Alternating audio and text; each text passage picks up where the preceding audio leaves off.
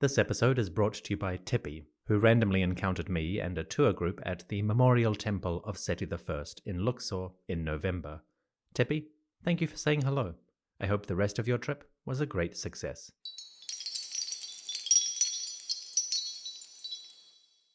The excavation season for winter 2025 to 2026 has begun.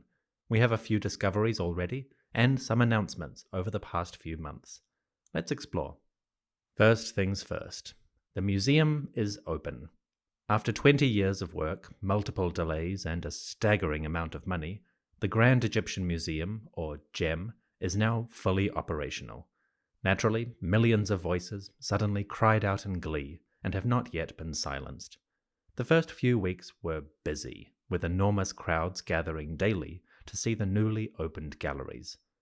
The GEM's lure is its scale. Thousands upon thousands of objects are on display, and many of them are going on show for the first time. That includes the complete assemblage of items from the tomb of Tutankhamun. In the past, the old Cairo Museum housed a selection of Tutankhamun's goods, like the coffins, masks, jewelry, shrines, and chariots.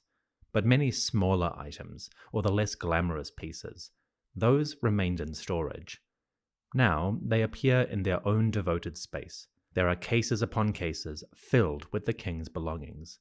Everything from food parcels and boxes to furniture, clothing, small statues, shabtis, items donated from courtiers, or borrowed, quote-unquote, from earlier rulers. The assemblage is vast and well presented. Tutankhamun alone could justify multiple visits before you truly saw everything. Alongside that, there are 12 huge galleries, each devoted to a chronological and thematic overview of Egyptian history. There is also the Solar Boat Museum, in which the great cedar wood ship of Khufu rests in a new display. That additional museum also houses space for a second solar boat. This was discovered at Giza alongside the first, but was left in situ for many decades. Now it is being excavated and conserved, and before too long, specialists will begin reconstructing that second ship live so that the public can see the process in action. In a few years, give or take, there will be 2 solar boats belonging to Khufu. I'll be doing a proper breakdown of the gem, including its major galleries, some of its hidden marvels, and all that jazz, in early 2026 over on my YouTube channel. If you're not subscribed to that yet, there'll be a link in the episode description. For now, let's celebrate. The museum is ready. You may be wondering, what happens to the older Egyptian museum in Tahrir Square? Well, no plans have been officially announced, but as I understand through the Egyptological grapevine, the plan is to use that museum for lesser-known collections. For example, while the gem has Tutankhamun, the old Cairo Museum has the burial goods of Yuya and Chuyu, who are probably King Tutankhamun's great-grandparents. Similarly, the treasures of Tanis, the so-called silver pharaohs, will remain in that old museum. They are also taking the opportunity to bring things out of storage. Recently, a new display of decorated wooden panels from the Old Kingdom went on show for the first time in decades. These belong to a chap named Ra and are masterpieces of early Egyptian art. So the old museum is going to host items that haven't been shown for a long time. It will also host traveling exhibits, fostering more international exchange. In short, the Egyptian Museum in Tahrir Square will continue operations. If you're an enthusiast for Egyptology, that house is not going anywhere. There will still be plenty to see. Now, just up the hill from the gem, we have news from Giza. In October of 2025, the Scan Pyramids project announced a new find in one of the royal monuments. This is the project that, in 2016 and 17, uncovered the voids in the Great Pyramid of Khufu. Now, scientists from Cairo University and the Technical University of Munich have examined the third pyramid, belonging to King Menkaura of the 4th dynasty. Working on the eastern face of the pyramid, the team believe that they have found, quote, 2 anomalies directly behind the polished granite blocks, which would indicate the presence of air-filled voids, end quote. This is noteworthy because, to date, the only known passages and chambers in this pyramid are oriented on the northern face of the monument. So, what are these eastern gaps? The team's published discussion is cautious. The anomalies are small, the largest being 1.5 by 1 meter in size, and they're quite close to the surface of the monument. So they could be hollows in bedrock, especially if Menkaura's architects used a natural outcropping as part of the base. That's actually quite a common feature of pyramids. Why cut away all the natural rock if you can use it and save on building materials? So that is one possibility. Another could be small hollows formed by water pooling within the monument after its upper casing stones were removed, or, potentially, small cavities shaped by human hands.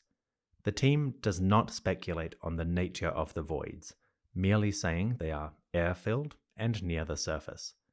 We'll have to wait and see which of these explanations, or something else entirely, proves to be the case. So, what's the deal here? And what about those voids in the Great Pyramid? What's going on there? Well, again, we'll have to wait and see. In 2025, commercially available scanning technology simply isn't strong enough to penetrate more than a couple of meters through rock. And while it can identify the presence of a void, it cannot yet tell the nature of that gap, or if there's anything inside. It's easy to imagine hidden chambers filled with treasures or secrets of the Pyramid Age, and that would certainly be cool. But as you can imagine, nobody wants to go tunneling or drilling through pyramid stones on the off chance there might be something inside. If that sounds disappointingly cautious, it's simply the reality of the historical and archaeological context. Egypt's government and the scientists working on these sites have a duty as custodians and conservators just as much as discoverers. The most likely outcome for now is that we wait for technology to develop further, which at least gives us something to look forward to in coming years. Incidentally, for anybody wondering about that underground city, quote-unquote, supposedly discovered under Giza, I addressed that in a podcast episode in March of 2025, so check that out if you'd like to learn more. Moving on, we have a series of small but significant historical finds. In late November, archaeologists working at Tanis in the northern delta announced a significant discovery. Working in the Royal Necropolis, which was the site of major burials from the Third Intermediate Period, around 870 BCE, they discovered a cache of shabtis. These model workers, made to serve the deceased in eternity, belonged to a ruler named Shoshenq III. He's a lesser-known king, and this may sound like a minor discovery, but it's more valuable than it seems. This period of Egyptian history is notoriously vague and complicated in certain details. In this case, scholars have been divided over the succession between certain kings, who came first, who ruled second, and so forth. The discovery here at Tanis brings new evidence to the table, which seems to confirm a particular interpretation of Shoshenq's place in history. We'll dive into that more deeply when we reach the Third Intermediate Period. For now, though, we'll just summarize this as a new Shoshenq redemption. Meanwhile, also in the Delta, marine archaeologists at Alexandria have discovered a pleasure barge. The ship was uncovered by divers from the European Institute of Marine Archaeology. Led by Frank Gaudio, you may know this team as the group that discovered the sunken city of Thonis Heraklion, and who have excavated submerged settlements along the Mediterranean coast. Now, they've found something unprecedented.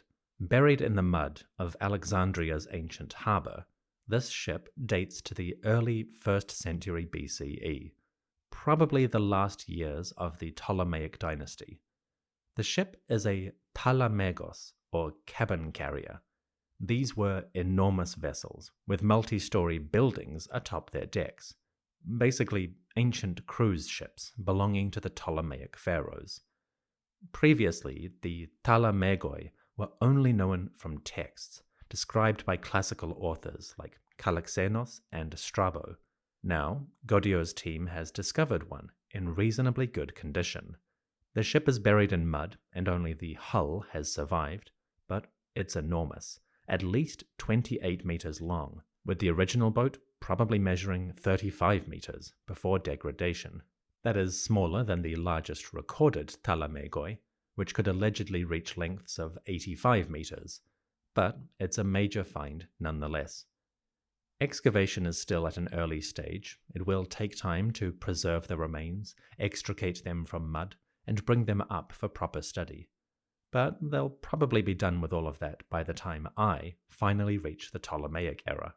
So that is something to look forward to. Heading back inland and further back in time, we have a couple of historical revisions. New studies that challenge established pictures or scenarios regarding events and chronology. First, a study of Akhenaten. One of the classic tales of the Amarna period is that of a plague or epidemic, based largely on texts from the time and some archaeological data.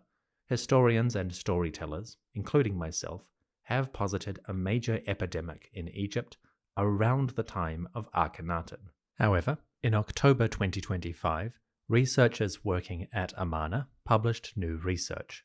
Professor Anna Stevens of Monash University and Cambridge has published a new study together with Gretchen Dabbs, a bioarchaeologist at Southern Illinois. They looked at the skeletal material from Amarna's vast cemeteries to examine the evidence for plague and epidemic across the known population of the city. The results of the study were cautiously negative. Examining aspects like the biological features of exhumed skeletons, the physical properties of the burials themselves, and studying who was buried with whom, Dabbs and Stevens concluded that, quote, the balance of evidence suggests that the city was not affected by an epidemic disease with considerable mortality, end quote. Of course, traces of disease do appear at Amarna, as they do in every community, but at present, the evidence for a plague or large-scale dying is not recorded at the site. The authors present these results as preliminary, merely the, quote, first opportunity to empirically assess claims of an epidemic. Presumably, others will follow in future, but if this initial work is accurate, we may need to update some traditional stories. From Amarna, we go back another couple of 100 years, back to a story I covered at the very beginning of the 18th dynasty. Back then, I presented a text known as the Tempest Stela. This belonged to a ruler named Ahmose I, the liberator who expelled the Hyksos and reunified Egypt around 1550 BCE, give or take. Ahmose's Tempest Stela describes a great storm in Egypt, with skies darkening and disruptions across the land.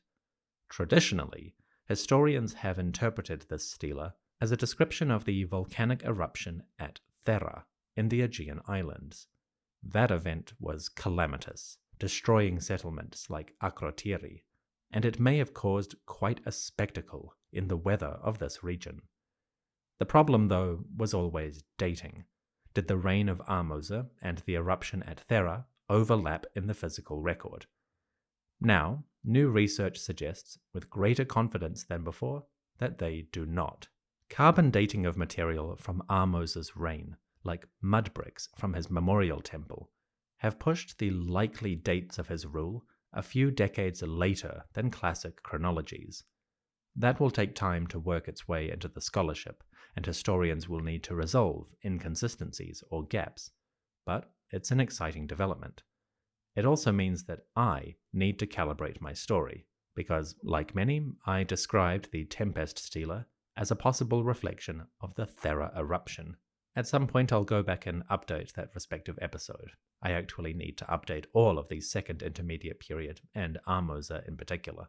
But long story short, it is now increasingly debatable whether Ahmose's reign did overlap with the eruption at Thera. Historical timelines may require significant changes, so that's going to be fun. Another dating game, this time at Karnak. Over the past 15 years or so, archaeologists working here have been trying to identify the origins of Egypt's largest temple. By drilling into the soil and examining the samples that came out, they've been finding traces of the early landscape and settlement patterns.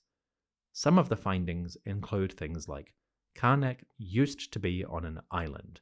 River channels, now defunct, once flowed east and west of the temple site. But in 2025, new information has added data to the age of the site and town.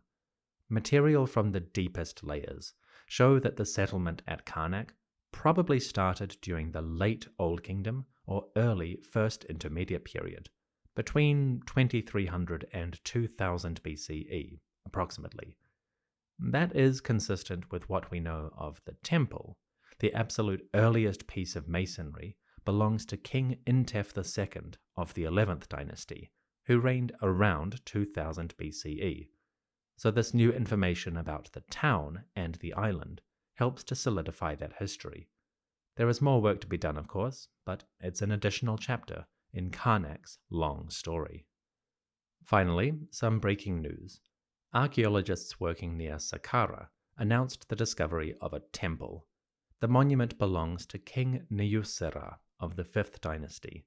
He ruled around 2450 BCE, or episodes 13 and 14 of this podcast.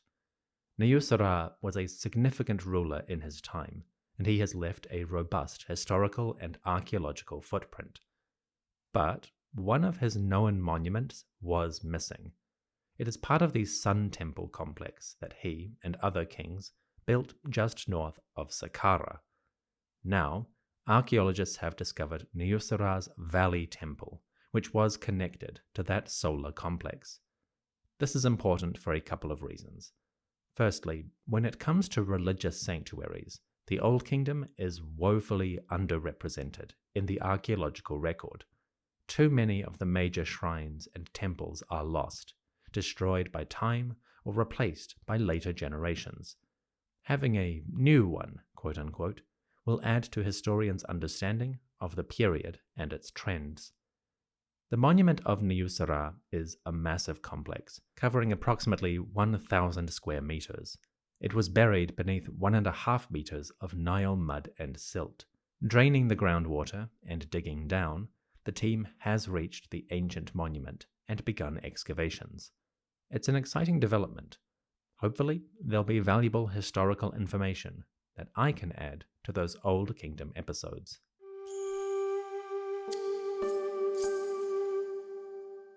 These are the major finds and publications from the first half of the current excavation season. I'll do another roundup around April or May, discussing anything that comes forth over the next few months. But needless to say, winter 2025 to 2026 is turning out to be quite productive already. There should be some exciting news on the horizon.